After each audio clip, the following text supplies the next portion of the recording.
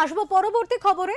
বিহারের ভোট প্রচারে এসে আরজেডি জামানায় রাজ্যের আইন শৃঙ্খলা নিয়ে কটাক্ষ করলেন প্রধানমন্ত্রী নরেন্দ্র মোদী। শুক্রবার সমস্তিপুর বিধানসভার দলীয় প্রার্থীর প্রচার মঞ্চে দাঁড়িয়ে তীব্র ভাষায় বিঁধলেন কংগ্রেস আরজেডিকে। নীতিশ কুমারের নেতৃত্বে এনডিএ নেতৃত্বাধীন সরকার গঠনের দাবি জানালেন, যদিও নীতিশই যে মুখ্যমন্ত্রী হবেন এমন কোনো ইঙ্গিত দিলেন না মোদী। এই নিয়ে বিহার রাজনীতিতে জল্পনা ইতিমধ্যে শুরু হয়ে গিয়েছে।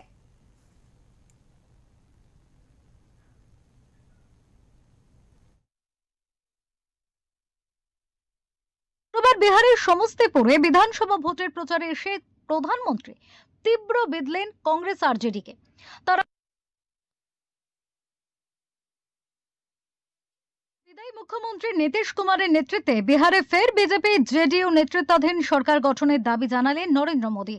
শুক্রবার বিহারের সমস্তিপুরে বিধানসভা ভোটের প্রচারে এসে প্রধানমন্ত্রী তীব্র বিঁধলেন কংগ্রেস আরজেডিকে। তার আগে ভারতীয় রাজনীতির কিংবদন্তি সমাজতন্ত্রী নেতা ভারতরত্ন কর্পূরী ঠাকুরের বন্দনা করেন প্রধানমন্ত্রী। লালু প্রসাদ যাদবের আরজেডিকে বিধে রাজ্যের মানুষকে লালু জমানার জঙ্গল রাজের কথাও স্মরণ করিয়ে দেন তিনি। विकास के लिए सबसे जरूरी है कानून व्यवस्था। जहां आरजेडी जैसे दल हो वहां कानून व्यवस्था हो ही नहीं सकती। आरजेडी के शासन में यहां रंगदारी, हत्या, फिरौती, अपहरण एक उद्योग के रूप में फले फूले। आरजेडी के जंगल राज ने बिहार की कई पीढ़ियों को बर्बाद कर दिया। কেন্দ্রীয় সরকারের গুণগান এবং উন্নয়নমূলক কাজের ফিরিস্তি দিয়ে মোদী সরাসরি কংগ্রেস এবং আরজেডিকে তাক করেন। বলেন, আরজেডি এবং কংগ্রেস মুখে কি বলে আর কাজে কি করে তা আমার থেকে আপনারাই ভালো জানেন। কয়েক হাজার কোটি টাকার কেলেঙ্কারিতে এই লোকগুলো জামিনে গারদের বাইরে ঘুরছে। ওদের চুরি করা এমন অভ্যাসে পরিণত হয়ে গিয়েছে যে ওরা এখন কর্পূরী ঠাকুরের সম্মান চুরির চেষ্টা করছে। मैं आज आपको आरजेडी और कांग्रेस वालों की बदनीयत से भी सावधान करूंगा। ये लठबंधन वाले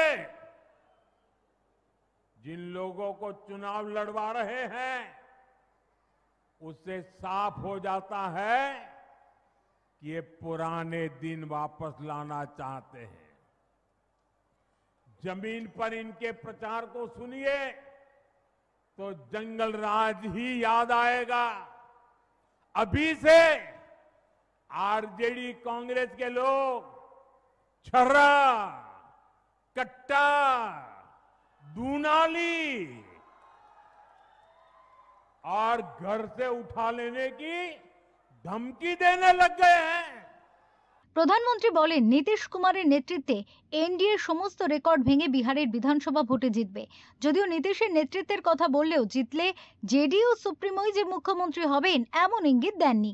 এদিন মোদীর মঞ্চে নীতিশ ও চিরাগ ছাড়াও হাজির ছিলেন উপেন্দ্র কুশওয়া। ব্যুরো রিপোর্ট, ওঙ্কার বাংলা।